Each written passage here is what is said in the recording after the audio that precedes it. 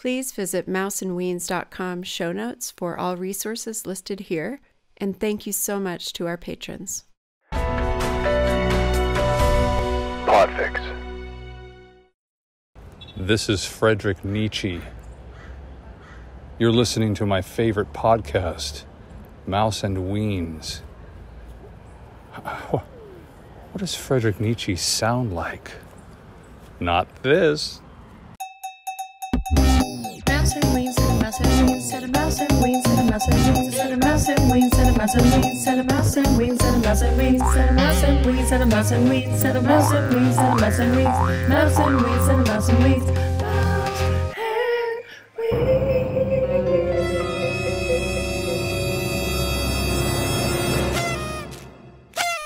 All right, everybody. Well, I am Mouse. I'm Joelle. I'm the mom one in San Diego. I'm Weens, and I'm in LA, and I'm in a closet. It's Pride Month, but I'm in the closet. Can you tell? Physically in the closet. And who do we have with us here on Zoom? If anyone wants to go to YouTube, we have the lovely and wonderful. Let's hear the voice. Let's do a guess this voice.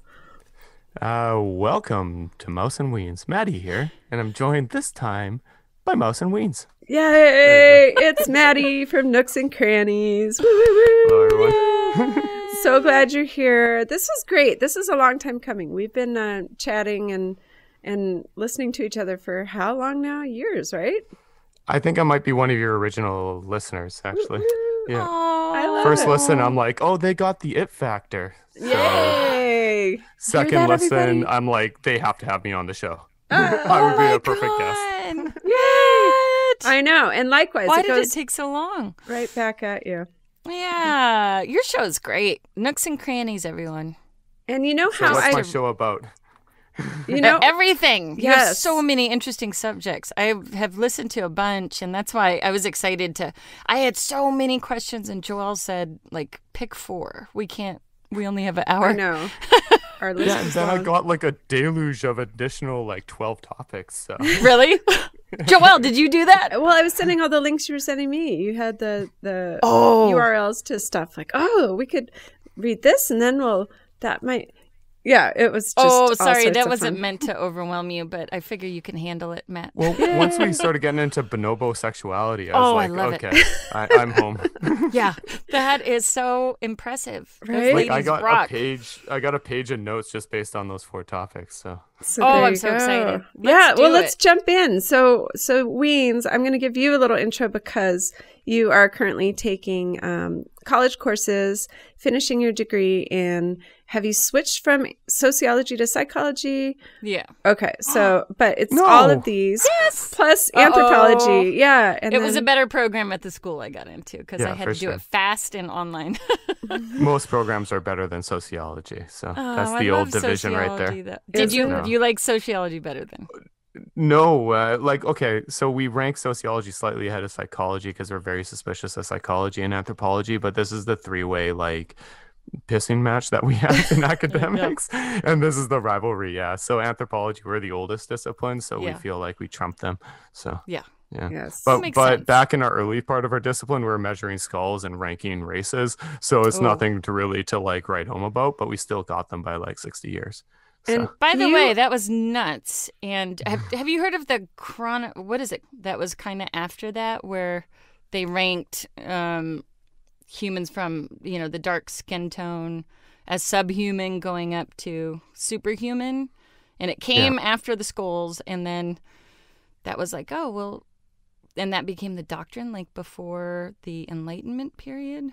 Yeah, for Do you know sure. what I'm Because talking about?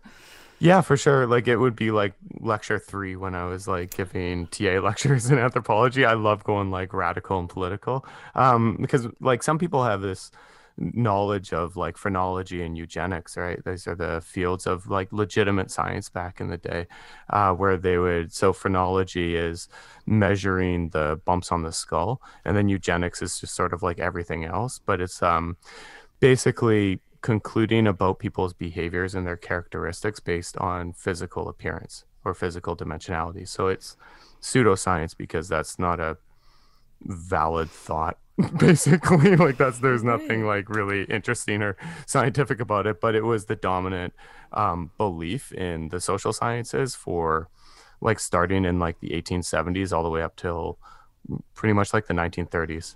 I was thinking about it today. I think World War II was what finally put a kibosh to like eugenics and these sorts of theories.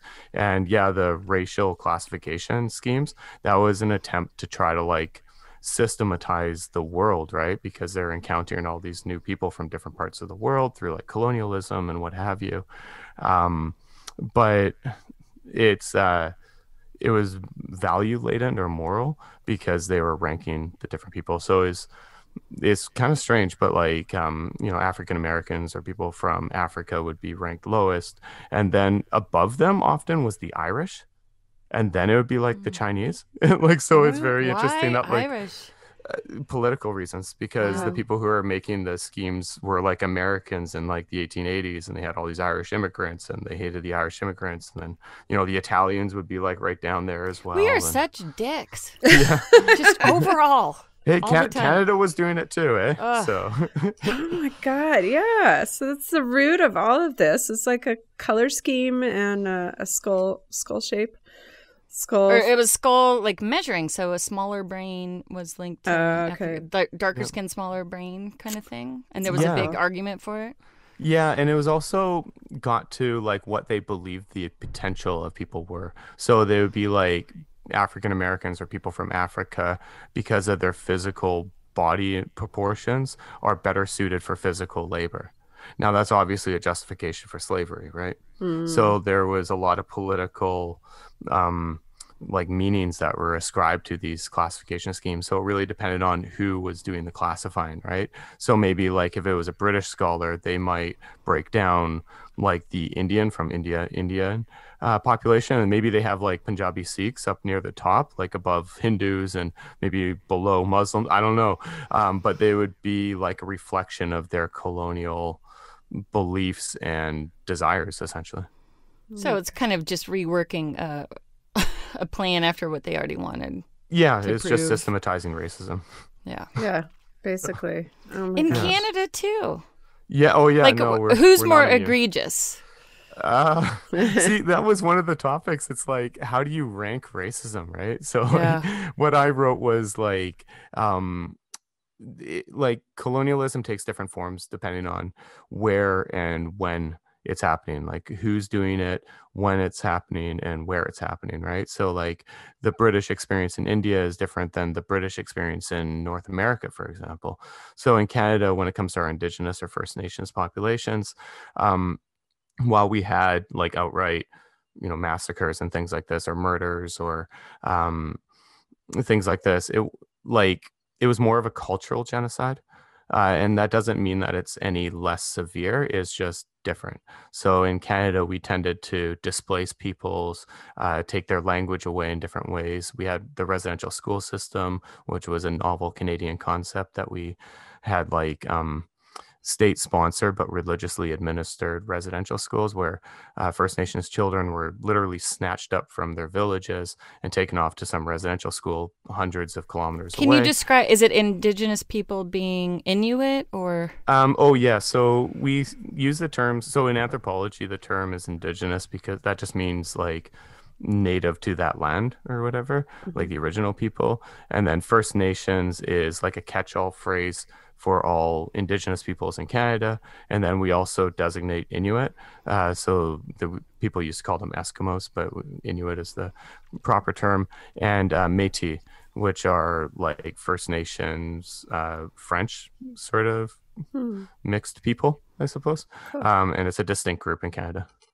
Okay, there you go. And like, so in Canada, like our history textbooks will paint the picture. It's very much like America this way, where we have a selective representation of our history and we kind of erase certain elements of our history or alter it to make it like sanitized, essentially.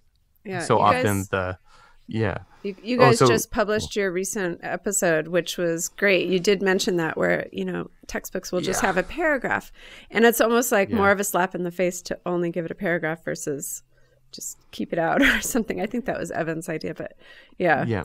Yeah. Yeah, and the same with our textbooks here, because you don't learn about indigenous people here until I think it's junior. I just took a class in Native Indians.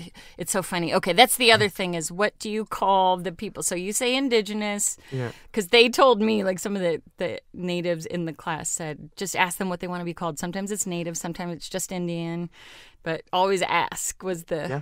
But I'm so worried about saying the wrong thing. Honestly, but then indigenous is ask. safe. That's what I did. Like, so I happen to grow up in a very multicultural place. So like, I got to ask like the uncomfortable questions when I was in like grade 5, right? So like when you're You 10, could still get away with it. So, but now as adults, you just ask, and like you might be surprised. It might be like Ogallala, right? And you're like, oh, where's that from? And then you get to learn about their people and their history. One truism I found in anthropology is people. It doesn't matter where they are in the world, they love to talk about themselves. Right? So you just That's like it's just human yours. Nature, right? Yeah, totally. Yeah. It's a universal. Yeah. So I think in America you guys are like Native Americans or something but like I like indigenous because it's kind of academic and it like signals to like my anthropology background. And then because in Canada you got to be like First Nation, Métis, Inuit. Like it's like boom, boom, boom. But before we were calling them Indians as well. Yeah. Okay. And indigenous applies to maybe any land, right? I mean, there's native people to any area, so that. Yeah, exactly. Like the indigenous people in like Russia and like Siberia versus like. Did you know there's indigenous people in Finland? No, Wow. I guess not. I mean, but it makes sense. Everybody's been somewhere. Yeah, totally. Somewhere. Wow. But so I just, after taking this class, of course, you know, you hear about the genocides and the massacres, and it's always it seems to be, well, what I learned, so it's first it was Spanish here, and then it was Russians. There's a lot of, and Russians weren't as bad as the Spanish, like grabbing people and putting them in indentured, and then it was called indentured servitude and convict leasing, and I don't know if it was similar, but like the U.S. government was all for the secret militia gangs going out and getting rid of people off the land, and it was very government funded.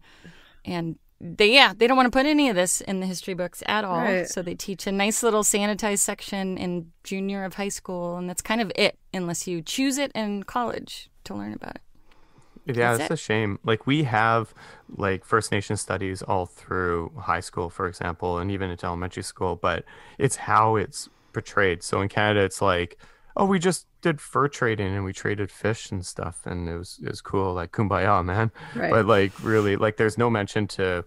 I just can only imagine they were getting smallpox and stuff up in Canada, just like they were in America. But I mean, I imagine that happens in Canada, but I can only imagine because we don't talk about it. Yeah, and I'm sure there's not much documentation kept of it either. No. Yeah. And Joelle, did you get anything in school? No, I mean, it sounds a lot like, we had Thanksgiving with the Indians and everybody brought their vegetables to the table and we all got along. And smallpox blankets. Yeah. And then there were some battles because it was like, well, wait, this is our land, but we worked it out and, they got their reservation and we got our land and here we are. And then I remember you did a mission project, right? Because that was where you build a mission out of sugar cubes, and that was the Spanish, and that was like, oh, the Indians loved the missions. Yeah, it was very much. Which is actually where they captured them and made them work for free and killed them. And Right, yeah. Everything was very sweet. And then no mention of Literally the Chinese brought over for the railroads, right? The Chinese and remember Julianne going in Northern California, we'd drive out to the hills and like do our camping trips and stuff. And Dad would always point out there were tons and tons of fences just made of boulders and very old. And he said, oh yeah, this is where, all the Chinese came and they would help landowners divide up their land. And just watching the miles and miles of bouldered fences built, it's just boggling to the imagination. And then there's no mention of it. So yeah. Wow. Yeah. Nope, I don't even remember that. I know. Matt, do you have blocks in your childhood? Do I have what? Sorry? Mental blocks? Blocks in your childhood like I do? I remember. Oh yeah. Yeah. Do you? Okay. Well, Did you have something to say about that? Because of course I'm like derailing off this topic. But... No, I mean, it's a pretty heavy topic. The Yeah. only thing I'd say on this note, I mean, it's the 21st century, folks. Wikipedia, where you're living right now, and learn about your local, unfortunately, probably heinous history Yes. that surrounds you, and just go educate yourself. And it's a good thing. And for any Canadian listeners, you should find out where the closest residential school is to where you live and go learn about that history. Absolutely. Yep. Yeah, and here we have one called the Sherman School, and we have one called the Carlisle School. Sherman School, I think, was Nevada, and Carlisle is in Riverside, and those were the same as what you're talking about, where it was a school set up to basically take the kids from the parents and make them white, like get rid of your language, start wearing these clothes, and they basically captured them, beat them into submission. Same with what you're saying on your So podcast. awful. Yeah. Yuck. So, know. we don't know this. We all really should know this. It's true. At least. Yeah. It's true. And, yeah. I know. Anyway, on So a lighter note. I'm thinking of, I just went on a couple websites too, thinking of stacking rocks. Here's my famous segue. Stonehenge, aliens.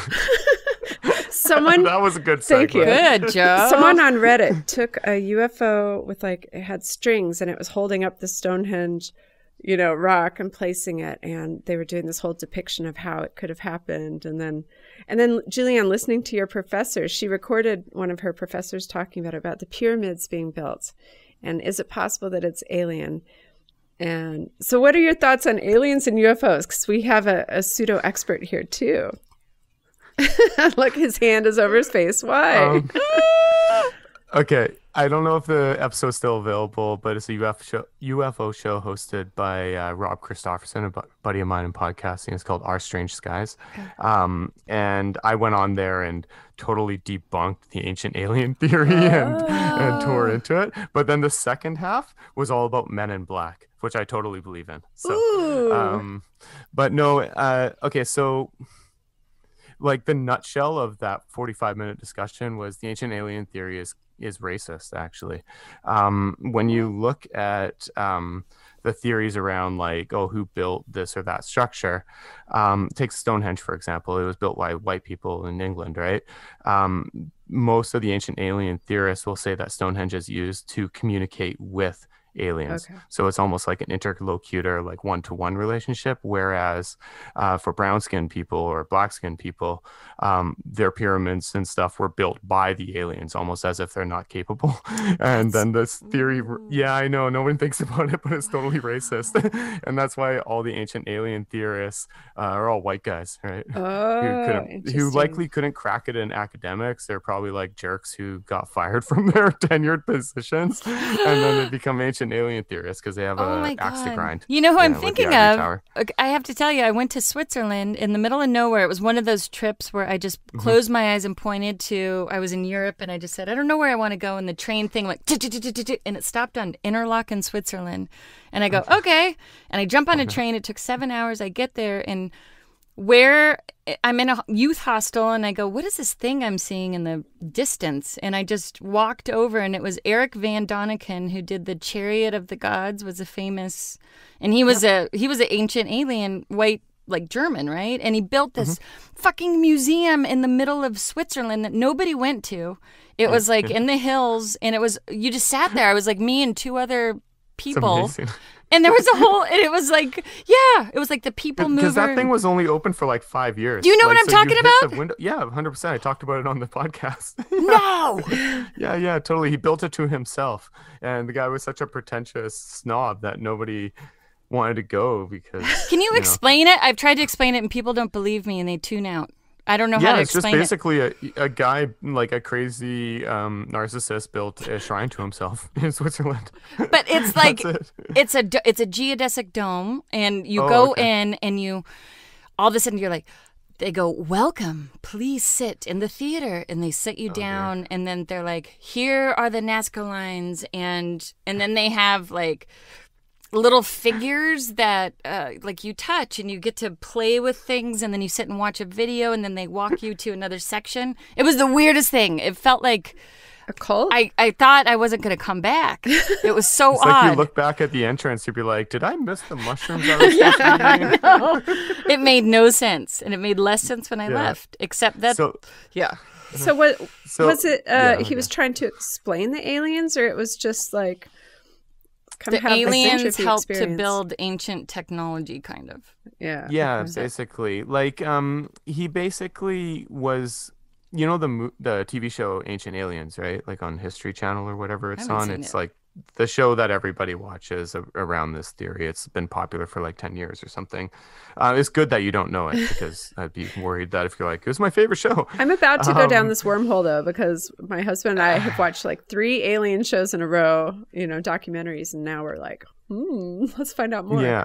Okay. See, like, I totally believe in aliens. Aliens make sense, and I have some UFO stories I'm probably about to share. Yay. But when it comes to like aliens and archaeology, from an archaeological perspective, I used to study archaeology. It was actually Eric von Daniken who got me into the discipline. Like, when I read his book when I was 15, I was like, I could probably do that. Like, this isn't that hard. It's That's like- cool. But then I quickly realized that, like, once you start learning about archaeology and like actually how the people figured out how to make a pyramid, that's kind of crazy.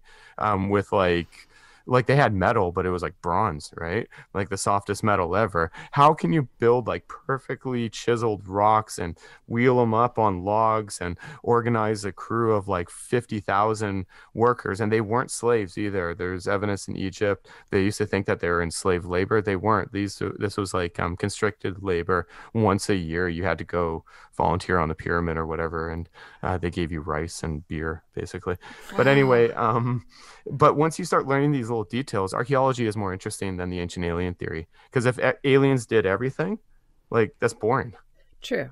Very true. It's actually more interesting to figure out how do they build that. Like the Nazca lines is a pretty simple little, like, you draw like a graph, like a line down and a line across, and then you just draw the shape that you want. Can you And then you explain just it send for them out. people who don't know what that is? Yeah, like, the Nazca lines are Yeah. like basically if you were in a spaceship or a plane, and you look down on Chile, it's like in Chile, Peru, up in the highlands, they're basically outlines of like monkeys and birds and things like this, and it's like, Miles and ancient alien- miles. yeah, and it's very impressive engineering feat, right? And then if you go down to ground level, what you see, it's a bunch of like white or gray colored rocks, like about this big, like about the size of a baseball or golf ball, put down over. Now, this is the thing: the Nazca lines weren't just like built in like, say, even like 5 years, which would be pretty fast archaeologically. They were built over a span of like thousands of years. So that can, I mean, a few people take a rocks each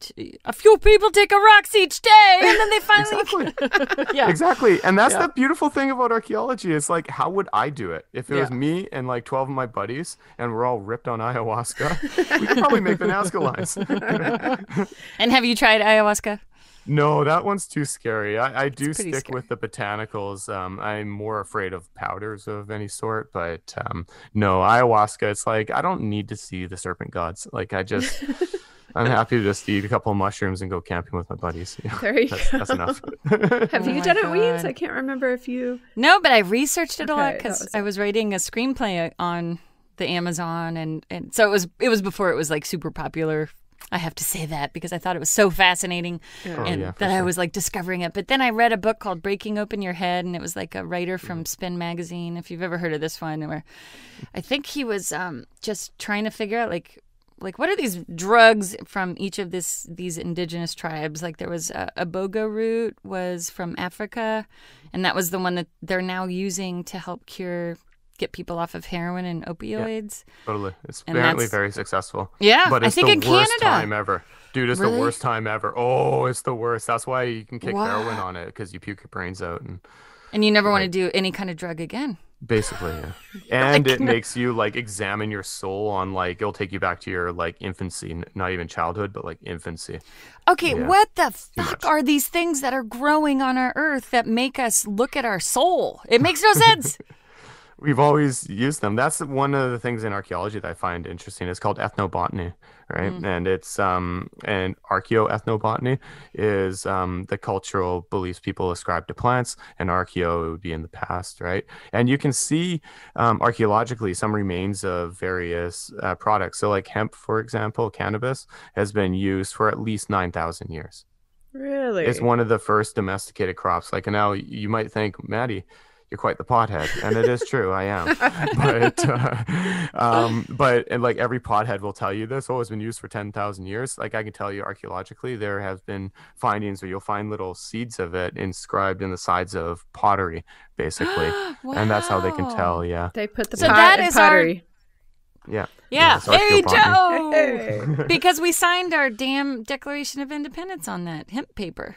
Of course. Ah. Yeah, that's why you can still see it, right? It's still lasting. It's like a 300-year-old document, and it looks like basically new. Yeah, I mean, Blowing it's my the same mind. I with- didn't know any Yeah. of this. I love The this. It's the same with rope World and- War One and World War II uniforms as well. That's why Yeah. they preserve so well. But the stuff from Fabric. Vietnam doesn't. Wow. and we got rid of it. Why did we get rid of it? Is the thing. I think cotton was the big money-making product, and so they kind Basically, of tried to get rid of hemp. But people have been fighting for that, saying it's not just because you get high; it's because it's really good fabric, it's really good rope, it's really good Yeah, paper. they made it illegal in the 20s, basically, Yeah. because they didn't see the difference between farming and smoking. And now in Canada, it's legal to grow hemp. Now it's legal to like grow cannabis and smoke it and stuff. It's legal now. But hemp has always been legal, and it's a great little industry for us. Like they grow it all through Manitoba, and we sell you our hemp seeds. So all those hemp seeds that Thank you're you. throwing on your salad, this comes from us. Wow! Oh, how's it going there, eh? Yeah, Julianne uses those in her famous green smoothies. The hemp I seeds. know. Absolutely. Well, because they have bag. a lot of omegas. Yeah, Absolutely. There you Yeah, go. they're really good for the brain. That and something I've been doing is fish oil. I think everybody should I be just taking started fish to oil. do it, and Oh, I've been like Game changer. anti-fish, but I feel like my brain is saying thank you. Really? yeah, you're so much more relaxed. Your mind calms down. You're just in a little bit better mood, and it's good for flexibility. Like Ooh, helps I you move need around. that. I tried to get vegan ones too, and I just I don't know, because it's got like that DEH and EAH or something that you need. No, just eat fish oil and have the weird burps for an hour after. Come on, toughen up. Blame it on the cat. We are sponsored by Dream Dinners. Go to dreamdinners.com and enter Mouse and Weens 99 at checkout if you're in the local area of Poway or San Marcos, and you will get $99 off your first order and free delivery if you choose it, or you can go pick it up. It is such a game changer, you guys. Dream Dinners has really changed our family mealtime. We make meals together, we sit down together. I feel confident that they're healthy foods, and the kids can even make them. My husband can make them. It's a really fun, wonderful service. I've been using it for 3 years, and I finally approached them and said, let's make this a business arrangement because I talk about you all the time anyway. So here we are.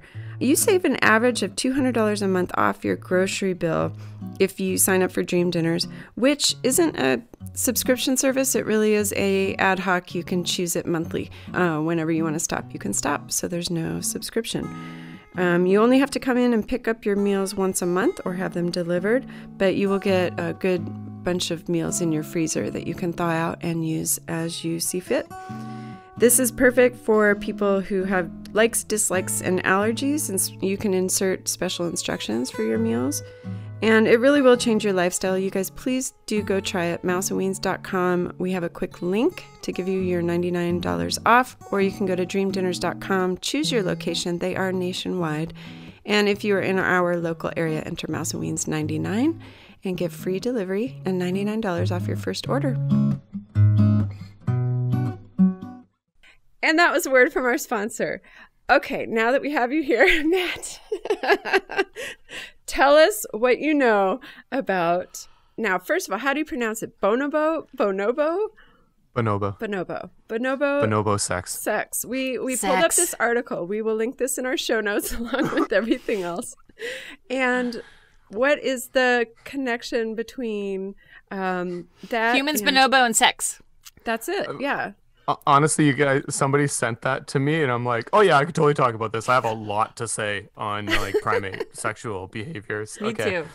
So Out here in British Columbia, there's two universities, right? The University of British Columbia in Vancouver, and then this other place called Simon Fraser, SFU, right? And that's in Burnaby. At SFU, I took two courses, undergrad primate behavior courses, taught by an extremely, extremely famous primatologist that no one's ever heard of. Okay. So back in the late 60s, early 70s, Jane Goodall got sent out by the Leakeys, right? So it's Mary and like Richard Leakey or Louis Leakey and Mary Leakey are the parents. And they sent out Jane Goodall to study chimpanzees, Diane Fossey to study mountain gorillas, and then my prof, Birute Geldikas, to study orangutans. So she's one of the three angels of like the Leakeys, the founding scientists in primatology, essentially. And they basically found the first human They were the remains. first ones who did it. Yeah, like, no, it was, so the paleontologists, the ones who found the fossils were the Leakeys. And then they sent out Goodall, Fossey, and Geldikas to study primates so that they can make that connection between the fossils and also human behavior by studying primates and kind of fill in the picture of the past, right? So when Jane Goodall was out studying chimpanzees, she, crossed a river one day and saw these different looking chimpanzees, and they became known as the bonobos. They are a type of chimpanzees. So bonobos and chimps can have sex and produce viable offspring that can also produce offspring. So they're not a different species. They're not like mules that way, like donkey, horse Like offspring. hybrid. Yeah. Yeah, exactly. And then they're sterile, right? So but they're different in all other ways from chimps. So chimps are psychopaths, right? They will rip your arm off and beat you to death with your own arm and then rip your eyeballs out just for fun. Very Like they're vicious. that kind of crazy, right? And when I was writing my notes about bonobo intercourse and sex, because different, I actually thought chimpanzees are more like humans than bonobos are.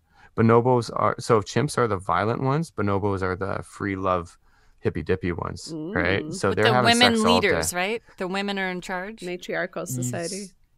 I think so, or it's more like neither men or women are in charge. It's an egalitarian society, which is even more interesting because there are matriarchal animal species around, right? It's actually not as rare as humans want. Patriarchal humans Yeah, want us to believe, exactly. right? So not only are they having like straightforward heterosexual sex, right? Male, female, female, male. They're also having all sorts of gay sex, right? They have sex for fun. They have sex for practice. They have sex for communication. They masturbate as well. They might use Masturbate each sex other. toys.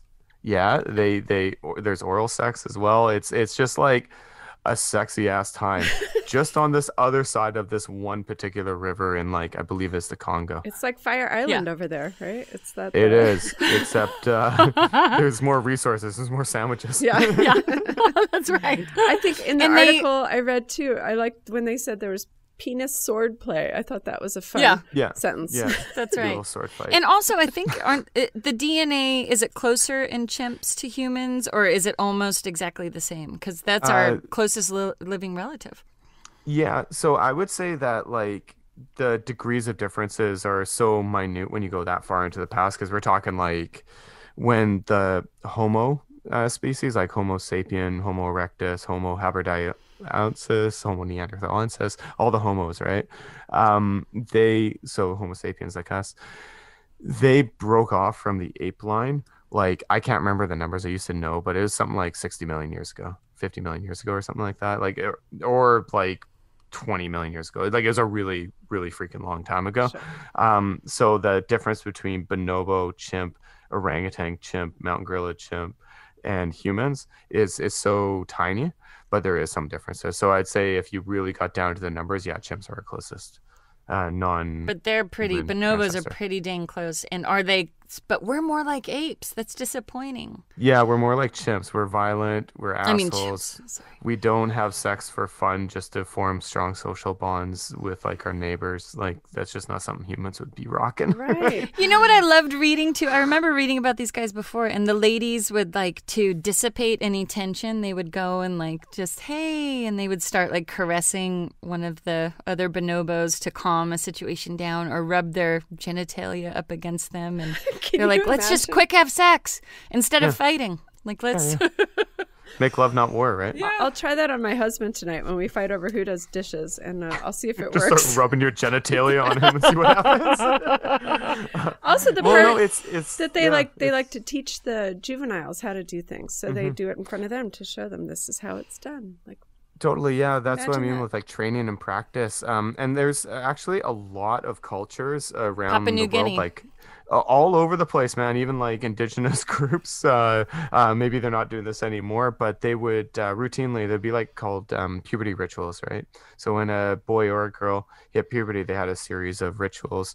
Much of it was like seclusion, like you'd be taken away from the main settlement to like a bang palace basically, where you learn how to have sex. And it would Really? often be like the men taking the boys out, and they would engage in like homosexual sexual activity, and same for women.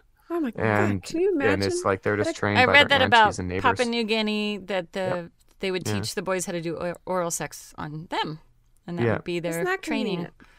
Yeah, and that's like the best case scenario, because there's also cultures where it's like you'd be like tortured out there sexually. And it's just part of their culture and their belief practices. So as an anthropologist, if you're out in the field and you happen to learn about this, because often these sorts of practices are kept secret and away from like some white dude from some university, right? Right, yeah. You don't want to be talking about like, borderline like sexual assault, right? But if you do find out about it, it comes into this debate in anthropology. It's called cultural relativism.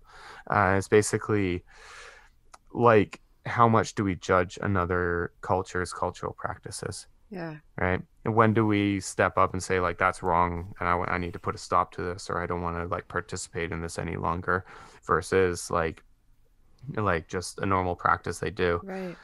Right. Like, and where's everybody's line that they draw? Like, why And is it do that we we're have a okay say? with certain things and not others? Yeah. Yeah, exactly.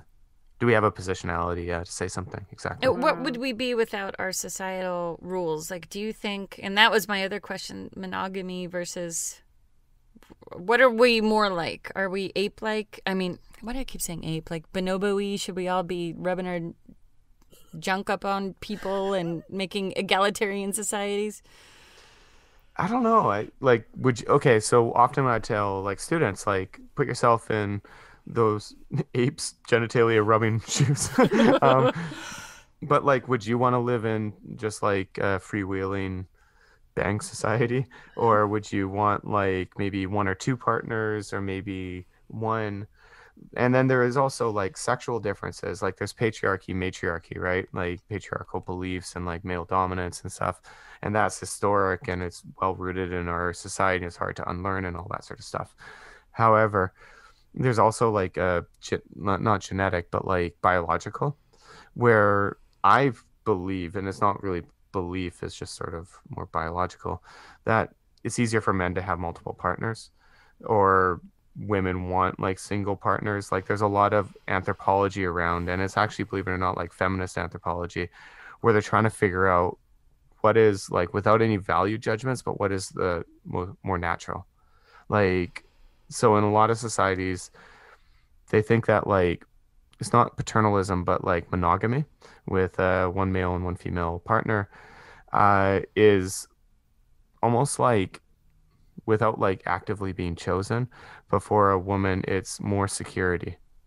They can also, there's also other societies though where having sex with multiple male partners is actually part of the cultural practice, so that multiple males think that that kid is their own, Right. so that Oh, multiple yeah. males have like a responsibility for that kid. Native So it Americans goes both here ways. were Yeah, like that. exactly. Yeah, exactly. Yeah, I think you told So me like that, as an Jess. anthropologist, we think they're just all banging each other, but it is actually a really legitimate and valid reason for it. Right. It all makes sense. And then sometimes they're just banging each other because they didn't have TV. Like, And that's you're the gonna eat bottom mushrooms line. and get your screw on. That's true. They didn't I have would. yeah. Someone was coming to me saying that, like, what is wrong with me? I constantly think about sex. I'm a man who's been married for many, many, many years, and I cannot just stop thinking about it. And what, like, I'm not having babies. They don't have kids together. And he's like, what's the purpose of this? Anthropologically, why do I have to wank it and have weird stuff come out and then I'm fine and I have to do that every day? He's like, I don't want to be obsessed. Is it just having more testosterone? Is there a reason why guys are so sex driven if they don't want kids? Like whenever it comes to like psychology and like, you know, abnormality, we often like criticize you for using that term, but like sexual abnormalities, right? Like that, where you have a compulsion. I think sometimes it's physical, sometimes it's like hormonal, like the endocrine system, like different testosterone levels or something. And then often I think it's like product of abuse maybe. And whatever, I uploaded an episode about my psych treatments that Yes. so I know a lot of like trauma could be very heavily repressed, where like you sort of know things happened or various experiences happened, but it's fragmentary remembrances, right? So I imagine some of these people, they maybe have a history of trauma that they are aware of, or it's so far repressed that they're not aware of, or it was maybe just like a one-off, but it was impactful nonetheless, and it manifests this way, or it was just like shitty parents or something. You never know, and that's how it manifests in the person. So much of this seems to come back to getting dopamine hits, and for so many of these, you know, disorders, it's like, how do we stimulate the brain or get that dopamine by addicted to something? Is that... Yeah, and you would be interested in biological psychology or clinical psychology, because that's what they get into. So they look for the causality in the body, whereas like a social worker, for example, would look at causality as being in your social environment. And then anthropology, we don't really look for causality. It's more a description on mutually informing processes. So does that feel more legit? Like that's based in actual science, and then the other things are theory? No, ours can actually go more towards theory, because like, yeah, we describe the stuff and then we analyze it. So that's when you actually are cherry picking your theory, and that's fine. That's just academics. But no, it's just different. I think it's more like what you're describing. What is the point of inquiry? So the other thing is anthropology, we don't do anything in the mind. Even though like my research, like the philosophical underpinnings of my work was existentialism, phenomenology. So that's actually very much about consciousness and existence and what it means to be alive and stuff. But I was kind of rare that way. Wow. And I'm thinking about, okay, last quickie. Sorry, Joe. Are you getting ready? I love this. I can I'm tell just a fly on the wall. No, I'm good. No, obsessive thinking is an interesting one. I have a lot of people in my life that fantasize, and a lot of them are with partners. I've done this where you could go off and fantasize about a future partner, or it's almost an addiction to fantasy. What is the purpose of that, especially if you're with a partner? Why are we fantasizing so much about other people? Or why do we spend so much time in fantasy land? Is that something you could speak to? Yeah, like I've heard psychologists say, like, once it starts impacting your life, like if it's impacting your ability to like drive a car or something because you're just fantasizing about George Clooney all day or whatever, right? Or Chris if Martin. it's like hyper Oh, come on. irrational, like you're just thinking about like dead celebrities and stuff, like just doesn't make any sense, right? Yeah. That's when like you'd probably get the intervention from a psychologist. But as an anthropology guy, I'd be like, that's normal. Like to think, so be in a marriage and then think and obsess about someone else. Is it I healthy? think it's normal. Yeah, Okay. but obsess, like Okay, that's that's when a it starts difference. getting, that's when I'd be like, Then you why? do your And then I would just ask you, why are you obsessing about other people? And then you just tell me the reason. And then I would write it down and take your name out of the account and just write it in my book. and there you go, therapy. You just ask why questions. Yeah. Yeah.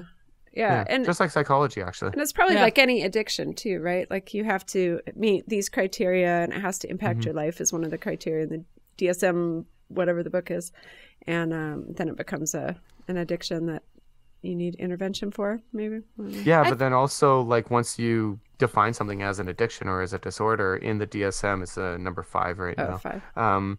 I don't know why I just know that. Yeah, it was 3 in my day. Because I'm Maddie from Nooks and Crannies. That's what I do. But there's like, I have a book called Selling Sickness, and it was written by a couple of like UBC profs actually. And it's all about the invention of various types of illness, whether it's social anxiety disorder or Oh my God, that's seasonal what I'm affective studying disorder. right now. Yeah, and it's like, how is it invented? And what you find is that every single psychological disorder is actually technically invented. It's just some of them are like invented for shadier reasons than others. Like some are just like, we had to like figure out what depression means. Can I versus say this? melancholia. Because I just found this out the other day. The Go for it. DSM, they are funded primarily by pharmaceutical companies. Abso-freaking-lutely. Yeah. So don't trust it, folks. I mean, there might be a little Interesting. nugget of. They don't know how to. I mean, you have to diagnose it this way to get the drug. So. Yeah, exactly. So, but then if you can also break depression down into like 36 different types of depression, Got a lot and more then people. Zoloft could be used for all of them, then that's pretty handy, right? Mm. Because doctors, physicians, like most people go to their physician for mental health, like diagnoses, basically. Like nobody has like a psychologist. Like I go to one, but it's like $150 a pop. Like it's expensive. Like I can't afford that. Yeah. So like if I need pills for my mental health and I don't actually take any, and I don't judge it, I just don't happen to need them, and I react viciously badly to like with side effects to them. I think from brain injuries. Yeah. Which is fine. I'm happy with that. Yeah. So I'll just keep it together and not scream at neighbors. But no, most people go to their physicians for their mental health diagnoses. So, yeah, the physicians enjoy having different diagnostic categories. They like diagnosing. They like being able to like fit patients into a cookie cutter mold, right? Because that's what they're trained to do. Mm-hmm. You could take And it probably medicine also 1, 2, or gives 3. you. It probably gives you certain power to be able to say, "Here is your thing," and Yeah. I will fix We you. call that with medical this pill. authority. okay, Yeah. there's a name to it. Yeah. And it's like Wow. exceptionalism as well, because they think that their knowledge base is more prestigious and more advanced than you. So when I go in there with like Captain Concussion, who most people with if this amount of brain injuries, they're like, well, that guy's clearly stupid now, right? Because he's hit his head so many times, right? So that's like the quiet assumption I always get. But then like I have read everything about traumatic brain injuries, like more than most medical professionals, because there's just too many illnesses to know everything about everything, right?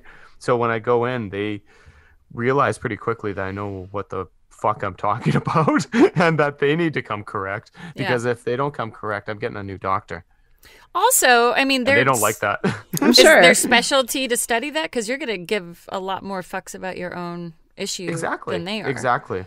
And so that's something that I had to learn, like, and I learned this when I was like in my late 20s or something. I kind of grew up basically. I'm like, okay, you don't have to go in there with this like screw you attitude to every medical encounter. Maybe you should just be chill. These guys are overworked. They're trying their best.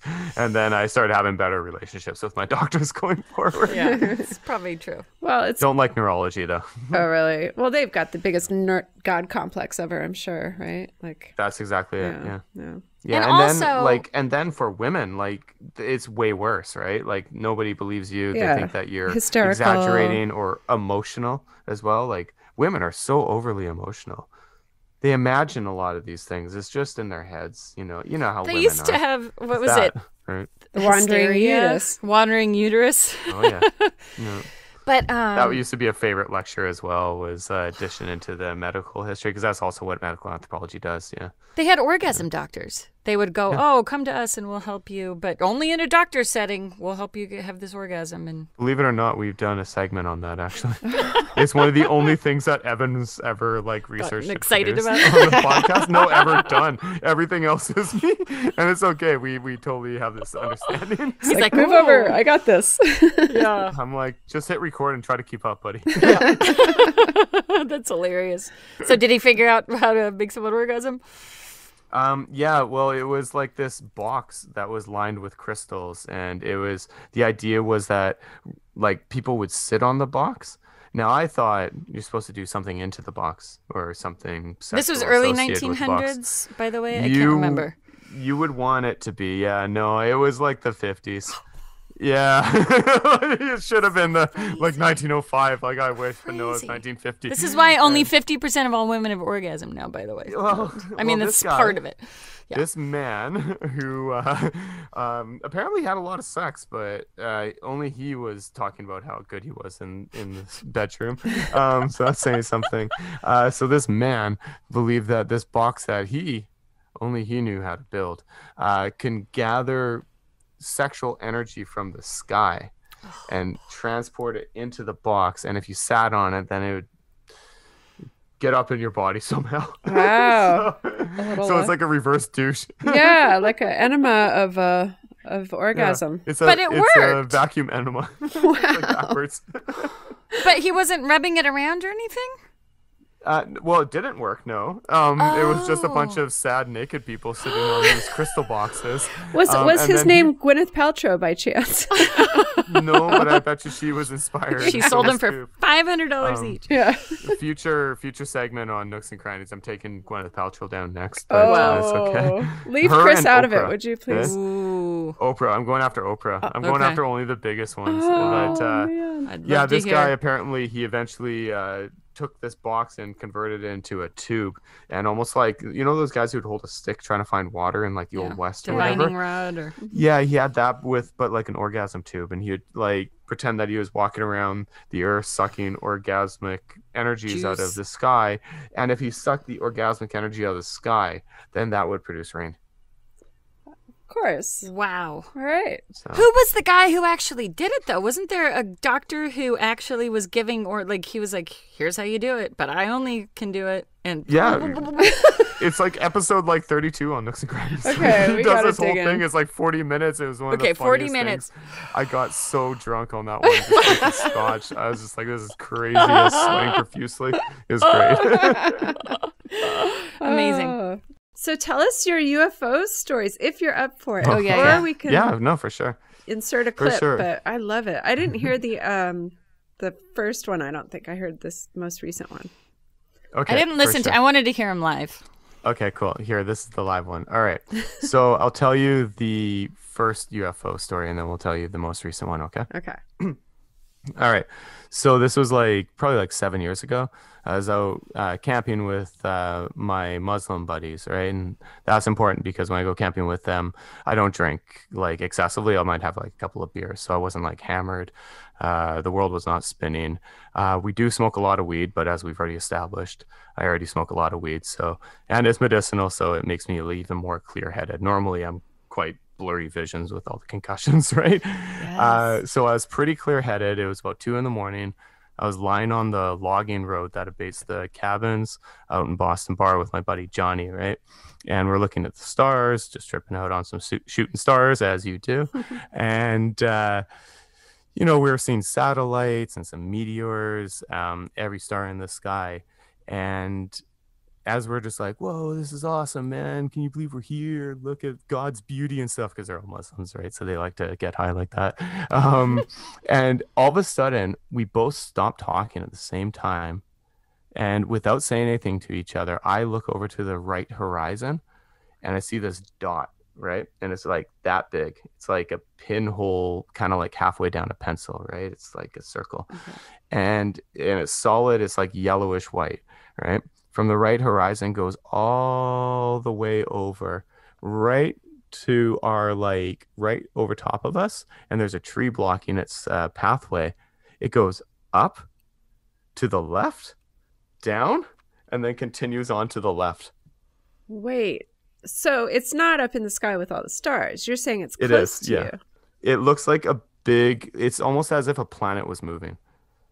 Okay, so It's like so that it's sort far of away. thing. It is yeah, far it's away. like far but close, but like far but not like a satellite like we see them all the time. I'm from BC, right? We have beautiful clear skies. Like Yeah. I've seen all sorts of shooting stars and things.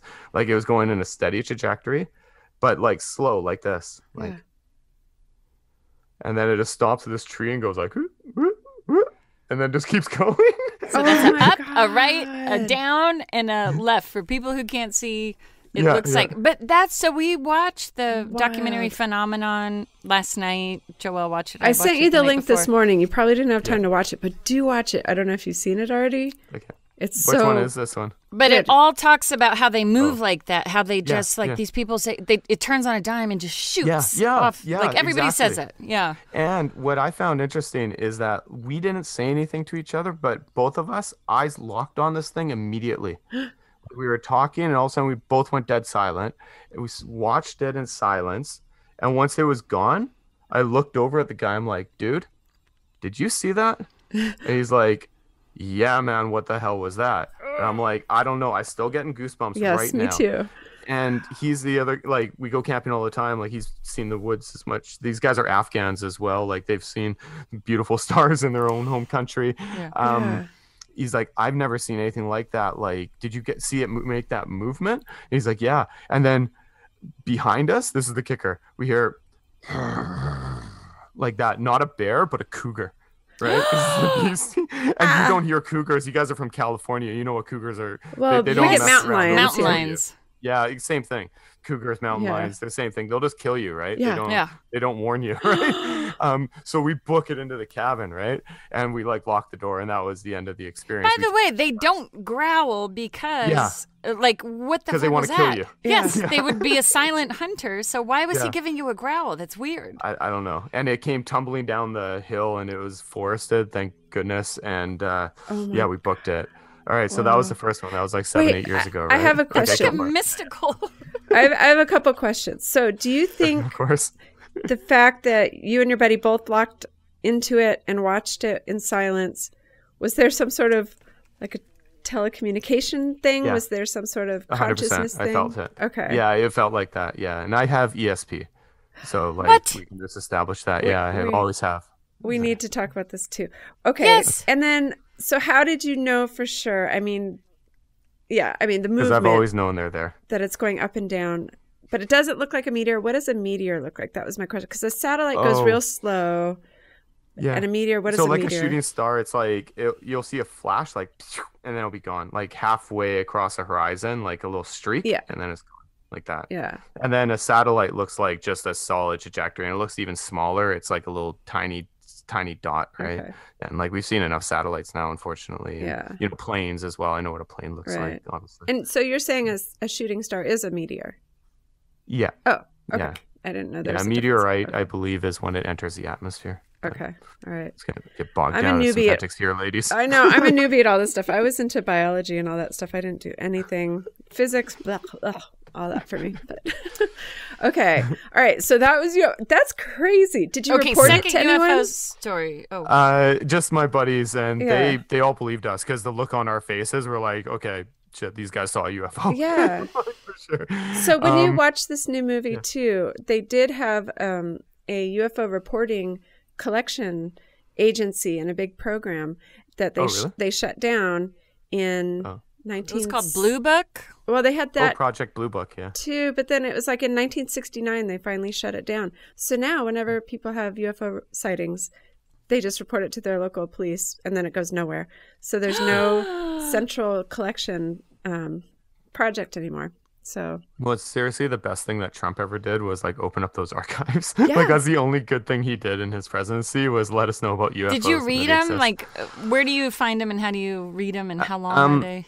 I think you can just like not even the dark web. Like they're just on Google. Like you just Oh just my be God, like- do you know how to get on the dark web? No, actually, I'm too afraid. I'm sure I can figure it out. But I Don't do want it. yeah. No, don't. Like, what am I gonna get? Like yellow powder and then get the FBI coming over here? Yeah, No. no Yeah. dark web allowed. Yeah. Okay, all right. UFO story number 2. All right, story number 2 happened last year. Actually, I picked up a paper route. Right, so I wake up at like What? 4 in the morning. I'm a paper boy as well. 6 days a week, man. 4 in the morning till like 6:30. Now I picked up an additional paper route, so it's like it's a lot. Anyway, This is so where he I'm- gets all his beautiful photos and stuff in the early morning along the coastline Actually, where yeah. he lives. And Yeah, It's- that's where all the sunrise pictures come from. It's really me just pretty. hating Okay, my and then we'll life. go back to why paper out. Like, Yeah. what is Oh. it about it? Okay, But for we can sure. come back to it.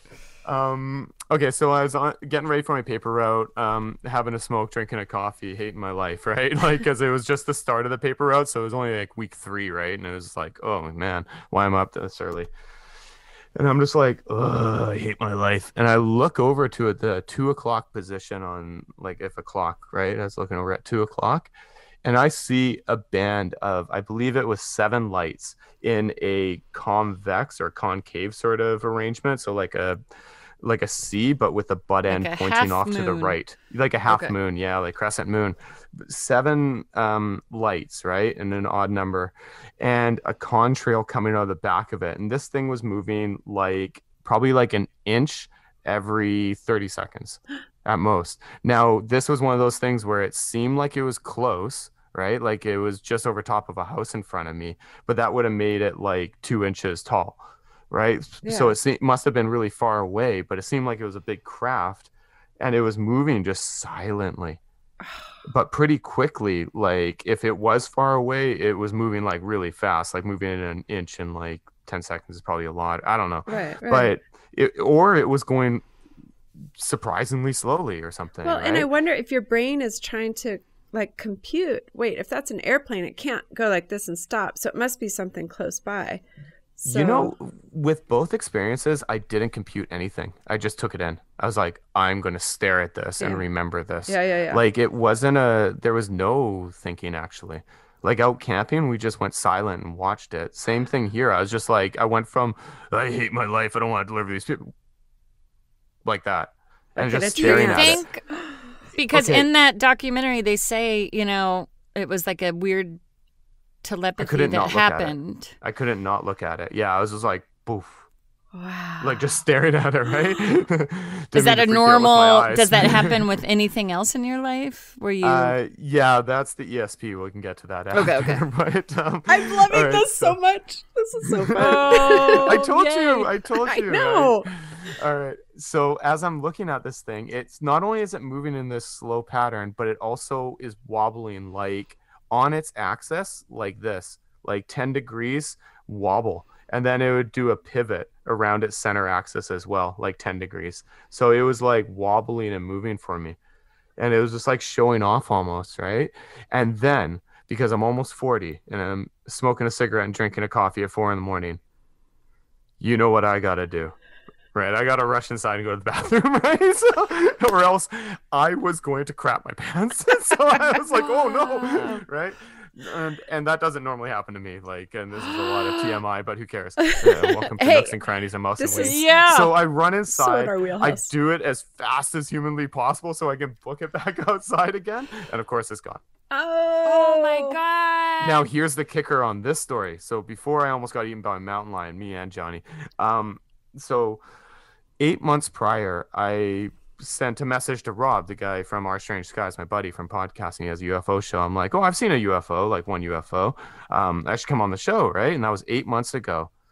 3 hours later, so I was at 4, at 7 a.m., this other UFO podcaster who I have no relationship with, named Ryan Sprague, and he has a pretty big show, Somewhere in the Skies, I believe is his show. And I clipped up the audio and sent it to him. But he reaches out, he's like, I saw your reply to Rob just now. Do you want to come on the show and talk about your UFO story? I'm like, dude, I just saw a second one at 4 o'clock in the morning today. What? That's too coincidental. That's Yeah. crazy. Oh, I love it. I love What does it. it mean? Right? What does What do you it mean? think? I think like most people have ESP. It's just a matter of whether you want to turn it on or not. Like I think it's just an animal instinct kind of thing. But I think UFOs tend to show themselves to people who are in one way or the other, may not just be ESP, are somehow receptive. Like if they have technology to fly across the galaxy, they have the technology to read our minds, I'd imagine, right? So they're probably like that pot smoker from BC who probably believe this. And, Yeah. you know, like maybe that's why you see a lot of sightings in like California, BC, Oregon, Seattle, you know, all like that- 'cause all we're that good weed. Open-minded. I Yeah, like we're it. all just sort of like, hey, whatever, man. I work on the movies. I used to, let's just say past tense. And there was a security guard because we hire guards a lot to guard equipment while we're in between scenes and whatever. But this guy was, he's probably in his mid 60s and I just sat with him for a second just because I happened to be sitting there. And then he had the most calming presence. And that doesn't happen to me very often, where I just go, you kind of melt in someone's voice. And he was a weirdo. He was a true weirdo. And then he told me after I sat there for a half an hour, like you, much like you. And then he goes, oh, I also summon UFOs. And I was like, huh. And then he told me he had died when he was 17 of a heroin overdose and went into a spacecraft and happened to see Jesus also. So I was like, this guy is out of his fucking gourd. But he told the story, and then I went on YouTube, and he summons UFOs. He's very open to it, but I could tell there was just like this presence to him, that calming spirit. It's usually someone who's really grounded and connected that I'll connect with that. And I'm like, this guy's totally legit. Wild. Robert Bingham is his name. Bingham. Okay. Bingham. Okay. Yeah. And does So he look tell that the up. story? Anyway. Well, steer clear of that guy. Yeah. Steer clear. But I mean, it's that same thing of, I think he might be open enough to receive information, like you're saying, you know? Yeah, maybe. And like, I don't know. I think it's like, so my ESP is like, it runs in my family. It's tends to go down the maternal line. My sister has it. She sees more visual stuff, whereas myself, it's like intuition and empathy based. So I can feel other people's feelings, and I can also put psychic tendrils out, so I can get people to phone if I need to talk to a certain friend. I'll start thinking about them, and within 20 minutes they're phoning me, and they're like, I don't know, dude, I was just getting a coffee and I just started thinking about you. I'm like, I know. Oh my Like, Have you used "What do this? you mean?" Have you used this on girls? No, it's funnily enough, like, if you intentionally try, for me, if I intentionally try to deploy it, it doesn't work like correctly. So it just has to be of good spirit with no manipulation. It just comes from the background. It's back here in the back of my head. I get a whisper like that, and then that's how my ESP takes a form. So if I listen to that whisper, or the other channel I suppose I get is through music. Like a song will come up, and if I just listen to that one particular lyric or that one verse, I know who to talk to and what they need to hear and what they need to talk to me about and stuff. Wow. Wait, describe that more. What do you mean? So through a lyric, the thought just comes to you, or is it like that same whisper in the back of your head? It's a whisper, but it's the lyric is whispered. So, for example, it would be a lyric of a U2 song that says, you know, call your mother, or something that's like specific direction. Yeah, totally. Oh, it's a lyric that Or do you- exists that just then it takes a meaning to you, right? Both. Both. Oh, mysterious. Okay, what sign are you? A Scorpio. Me too. Oh, This you all makes guys. sense. Yeah. Oh my god. Do you believe in that's so all that cool. also? 100%. Yeah. 100%. Horoscopes? Yeah, 100%. That's one that, like, I believe in it because of archaeology and anthropology. Okay, why? Because now a lot of people would debunk it and say for the exact opposite reason. I Like, think oh. for one thing, half the people who debunk it are afraid of it. The other half are too stupid to understand. Okay, so let's settle down, people or experts. It's like, shut up. doing lots of Like, air I'm quotes, gonna folks. I'm gonna deal with the folks from India who've been doing this for like 7,000 years. So Yeah. I think it's a lot of it comes down to like gravity.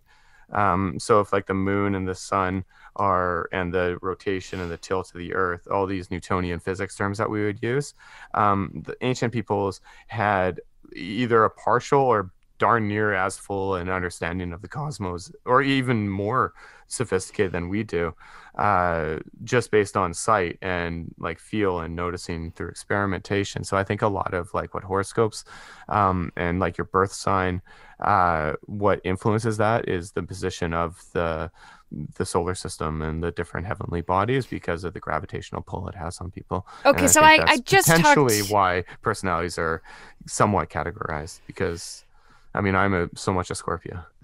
I know. I mean, I'll fluctuate. When I talk to you, I'll be like, yes. And then I'll go back to my astrology teacher who's like, all the stuff of your body is 80% water and the That's moon what I've has said too, yeah. gravity. He goes, that's all bullshit because you're, why? He goes, give Wait, this wait. argument. Wait, Astrology Yes. or astronomy? I'm sorry, astronomy. Okay. So Oh, okay. I'm so sorry. Yeah. They're like, he has a very small client base. An astrologist that goes, it's all bullshit. So what I would say to that astronomer is, so you're telling me that gravity works on all bodies of water except for the bodies of water that are in our bodies? And then he would say, then why doesn't a glass of water, why doesn't that get pulled by the moon? It's got to be a large enough mass of water that's actually affected. Why doesn't it? Well, it's called evaporation, and it does. So, okay. I'm going to use that next time. You say that into a microphone. Yeah. I mean, I guess that would be, like evaporation. okay. It just is evaporation. Like the other thing that for me, like I get crazy migraines with barometric pressure changes. Like that is the biggest trigger for my migraines, and like they're different than the other headaches I get. And I can tell when weather is coming in, basically. And it's probably because I've had so many head injuries, but it's also like I can feel pressure changes, and it's water pressure, essentially. So, in your body, and you're feeling weather will cause it. Will the moon or the planetary? not that I've noticed, but I imagine if I started tracking it or paying attention to it, I could probably notice things. But like the barometric pressure thing is like, oh, why do I? And then I'll look out the window, and then all of a sudden, it's like, oh, that's a crazy storm rolling in from like across the water. Yeah, so I can actually see it, and it's like every time. That's wild. I feel like I don't sleep well when there's a full moon. I think there's a connection there for me and you and Mom. We've all kind of tracked that. And I tried to, I'm sorry. No, that's it. Okay, I tried I get excited. But the other night I had no clue it was a full moon. Honestly, legit. Nobody said anything. I wasn't looking at any calendar, and everything was closed in my windows. And you turned into a wolf. Oh. I turned into a wolf. I was very hairy. I started plucking everything. I got a nervous tick. No, it was a full moon, so I was up until 2 a.m, and I kept going, what the fuck? And I finally opened the window, and I was like, oh. So I know it's not psychological that it was a seed planted. So, Maddie, you mentioned that you get, you've had concussions. How and... 1 or 2. Yeah, like a lot, like 30 something, right? You're saying? Yeah. How, tell for our listeners who may not know you, what's the background of that? If you want. It's the paper route. Yeah. Oh, yeah. We got to come back to the paper route. The reason why I deliver papers is because that's the only sort of job I can hold down with all these concussion symptoms. But so I'm 38 now. I know I don't look it. I know I look like I'm 27. You look. I say that too. Yes, a young chicken. Gorgeous. So I got my first one when I was 14. And by the age of 19-ish, 18, I had gotten like 6. And at that point, that was when I got my first major motor vehicle accident. And that's when the symptoms stayed and never really went away. And then every subsequent concussion I got afterwards, and yes, they are like easier to get, but these are like when I say that number, like over 30, it's like full blast concussions would give an able-bodied person a concussion kind of level. After number 5 or 6, when I was like 18, 19, yeah, the symptoms just stayed permanent. And then every subsequent concussion would just add on certain new symptoms or make pre-existing ones more severe. But what was happening that you were getting so many? Just by like normal kid behavior? Were you were you compromised because of your first one? Yeah, like that's something that that's pretty clever of you there. Well done. Scorpio. Gold star. Gold star is Scorpio.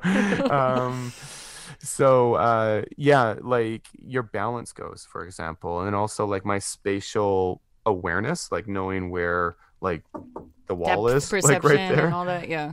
You both become hyper aware, like I'm keep fixating on the fact that this thing in front of me that won't hurt me is like it's all I can think about is like this thing in front of my face versus, oh, what's that, Mel? And just walking into a wall. Wow. Yeah, so it's kind of both, which is weird. So there's like also PTSD sort of situation, like hypervigilance is what they also often call it in the trauma therapy. And this is what I studied in grad school. So like it was one of the ways I took like a primarily negative experience and tried to do something positive with Yeah. it. So how does that even work that you formulate? What's a grad program that encompasses that? Oh, medical anthropology is the discipline that I studied. Wow. So it's like the sociocultural dimensions of the healthcare encounter. And then I used my own experience. It's called in anthropology reflexivity, using your own experience as a research tool or a methodology to get closer to my informants. So I interviewed athletes with a history of concussions, and I also interviewed medical professionals of various types who treat athletes with concussions, and then I mobilized my own experience. Okay, so our dad played for the New York Jets and played football, and Really? yeah, That's and cool. I know, right? It's but we were thinking, so what is the injury that you get from all the concussions it's called like CTE. CTE. Yeah, CBD. How CBD? Oh, sure. How likely is it? Because he had a lot of mood swings. And then we wondered, it wasn't diagnosed back then. Yeah, but he passed how away in likely? 2000, so I think it was all afterwards. Okay, so CTE, chronic traumatic encephalopathy, it's a post-mortem diagnosis. So like after I leave this earth and go to a different plane, my brain, I'm pretty sure, I think Boston actually dropped me from the study, so I'll have to sign up with Toronto. I'm going to donate my brain to science so that they can carve it up and learn about it, because that's right now the only way you can diagnose CTE. And CTE is basically like patches of like plaque, they call it. It's like black tarring on the interior Like of the brain. Alzheimer's, kind of. Yeah, it's exactly like Alzheimer's. That's exactly it.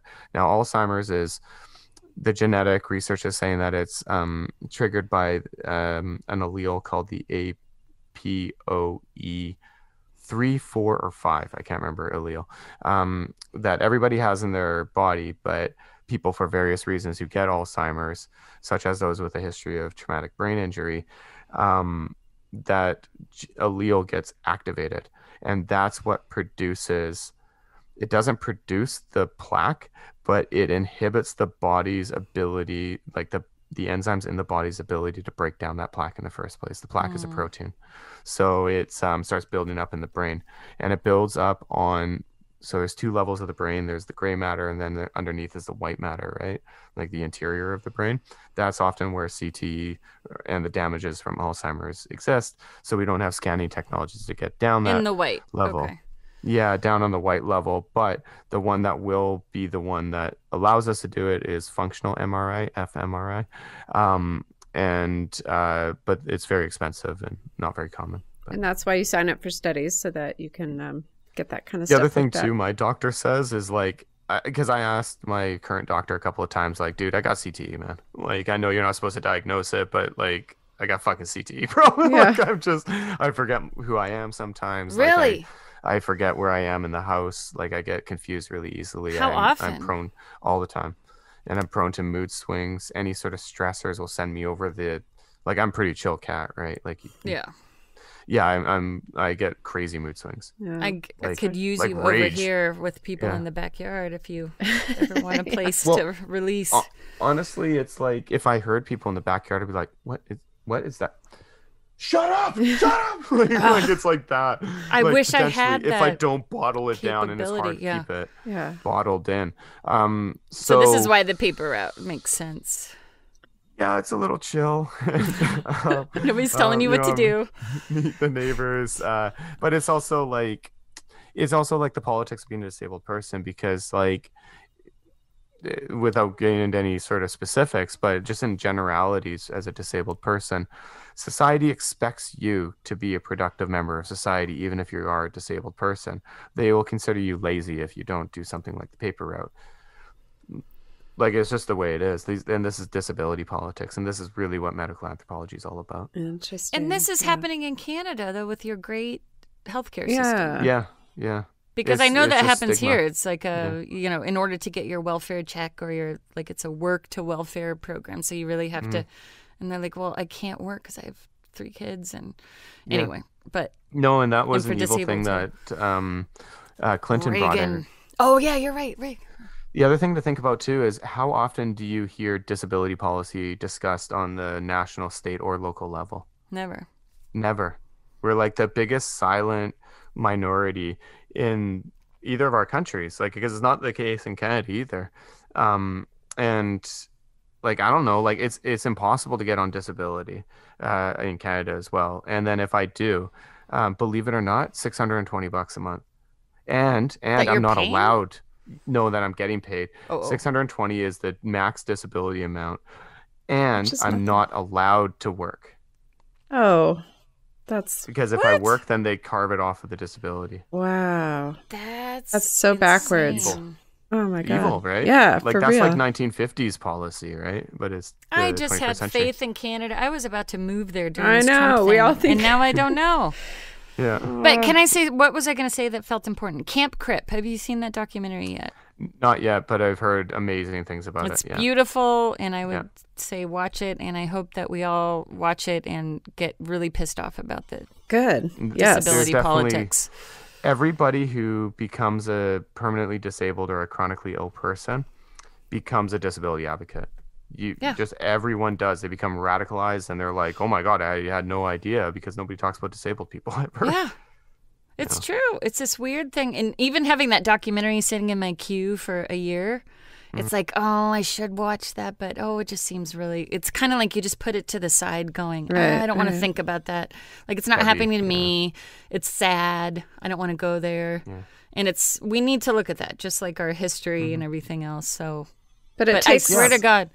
Yeah, it takes people Because, like like, you I'm- talking about it, and then you interviewed Kelly Nerdzilla Mendenhall, and she's a great advocate for it, and wrote a book about it, medical gaslighting, and all of that. And Wow. yeah, That's a Yeah. You term. want to meet a bulldog, Kelly from the deli? Like she'll fuck you up. Yeah. Like she's no Really? joke. Yeah. But she's got a completely deteriorated spine, so she's probably easy to push over. yeah. Oh. Love you, Kelly. I'm just joking. Jules, But she's from Flint, Michigan as well. So Oh, Flint. Will you talk Yeah. about the water in that fucking place? Excuse my French. I think that's what made her so strong. Yeah, yeah. She Wow. was from non-mom's happy hour. Remember my tank top that I wore? Yeah. Anyway. Yeah, totally. Kelly. Wow. Yeah. Well, you are amazing. I think you are just a walking encyclopedia and a beautiful human and a wonderful dad too. His daughter Oh, is the sweetest little Vi. Oh, She's, yay. I feel like I've watched her grow up really from the time she was a baby, and it's so sweet. She's a my little, little wing. she's a little smarty too, like her dad. So Dude, she's learning Spanish right now.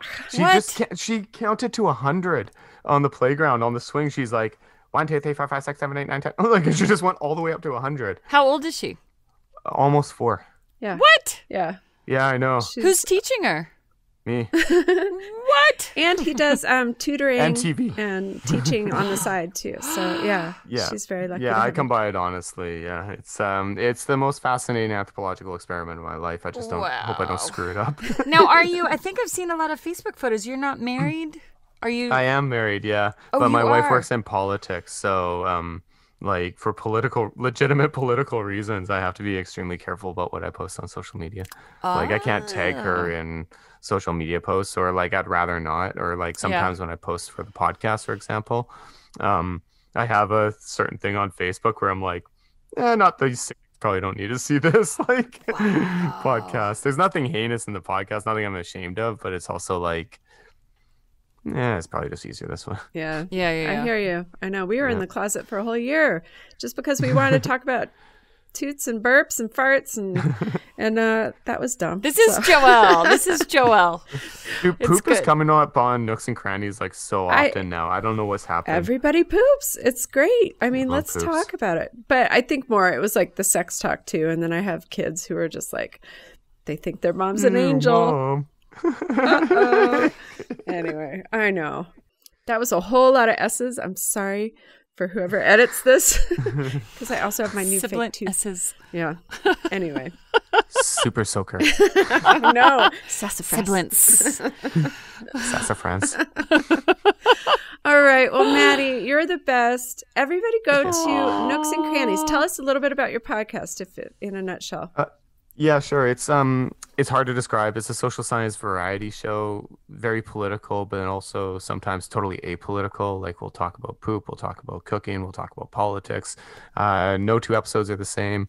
Have a lot of guests on, and generally every episode is chopped up, made up a bunch of different little segments. So even within the episode, the topics change all the time. So it should be fresh and interesting and easy to find. So you just type Nooks and Crannies everywhere you find podcasts, except YouTube, because I've had too many concussions to do video work. Oh, are you okay with our Do it. video? Do you want to be on ours still, or should we talk about that? Oh no, it's totally fine. Oh yeah, no, it's fine. Like I'm surprised. I used to be really photophobic and like really shy and insecure about being on camera, but enough ladies have told me I'm attractive. Oh, that's right. yes, I know. I'm Of trying course to. you are. I'm trying to find a good celebrity lookalike. Julianne and I are good at celebrity lookalikes. Okay, let's look. Okay. Let's see. But I said Clark Kent when you were doing that thing before with your I mean, I would eyebrows. say Denzel Washington and George Clooney. If they had a baby, that would be me. Oh, It I is. like it. All right. That's it. That I have a works. lot of male celebrity crushes. Next time we come on, we'll talk about all Maddie's.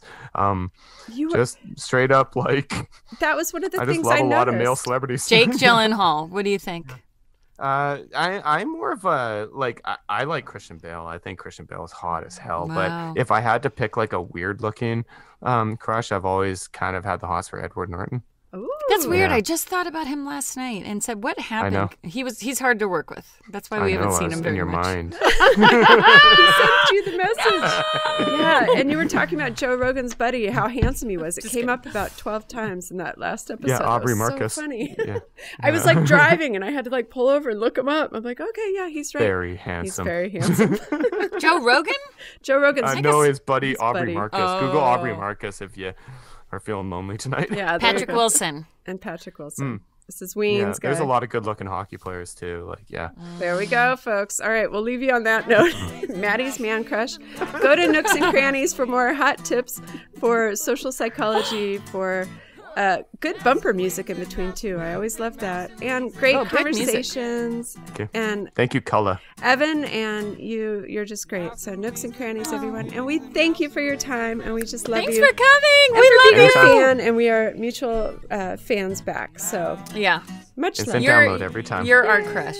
All right, there we go. I feel the same way. Oh, I'm blushing now. All right. Bye, everybody. We'll see you soon. Bye. Mouse and wings and mouse and wings and mouse and wings and mouse and wings, yeah. Mouse and wings and mouse and wings and mouse and wings and mouse and wings, yeah. Ooh. Hey everyone, this is Toph, host of Gravity Beard, a podcast featuring interviews and discussions on a wide range of topics. In each episode, I'll either interview a special guest or we'll convene our typical Algonquin roundtable of brilliant minds. Occasionally, we'll even be joined by the host of one of your other favorite podcasts. Then every other week, my buddy Adam stops by for an installment of This Week Today. Whatever we do each week, we promise you'll be entertained. You can find Gravity Beard on Podbean, Apple Podcasts, or anywhere else quality podcasts are sold. And you can always find us and other indie pods in the Underdog Podcast community on Facebook. We're also a member of the Podfix Network. Come check us out. Gravity Beard. It's what your ears will want to be listening to.